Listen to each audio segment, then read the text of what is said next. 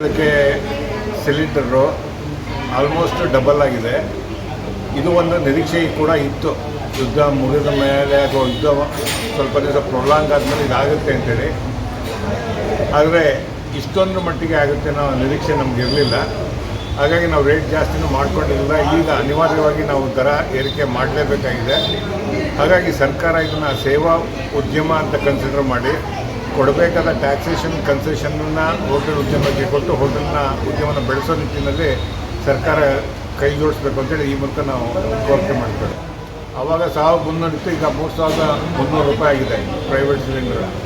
ಇದು 3150 ಆಗಿದೆ. ಹಾಗಾಗಿ ಇದು ಹೆಚ್ಚಳ ತುಂಬ ಜಾಸ್ತಿ ಆಗಿದೆ. ಯಾವುದೋ ಸಮರ್ಥನೀಯವಲ್ಲದ ಕ್ರಮ ಅಂತಲೇ ಅನಿಸುತ್ತೆ.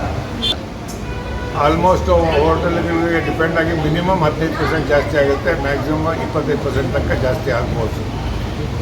ಇನ್ನು ಹೋಟೆಲ್ಗಳಿಗೆ ಅಂದರೆ ಕ್ಯಾಂಟೀನ್ ಅಂತ ಹೋಟೆಲ್ಗೆ ಭಾಳಷ್ಟು ಕಷ್ಟ ಆಗುತ್ತೆ.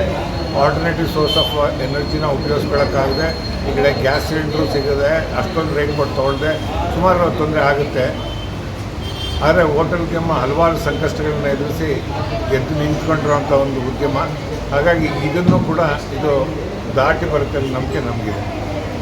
ನಾನು ಗೋಪಿನಾಥ್ ಅಂತೇಳಿ ಶಿವಮೊಗ್ಗ ಜಿಲ್ಲಾ ಹೋಟೆಲ್ ಮಾಲೀಕರ ಸಂಘದ ಸೆಕ್ರೆಟರಿ ಹಾಗೂ ಕರ್ನಾಟಕ ಹೋಟೆಲ್ ಮಾಲೀಕರ ಸಂಘದ ನಿರ್ದೇಶಕ.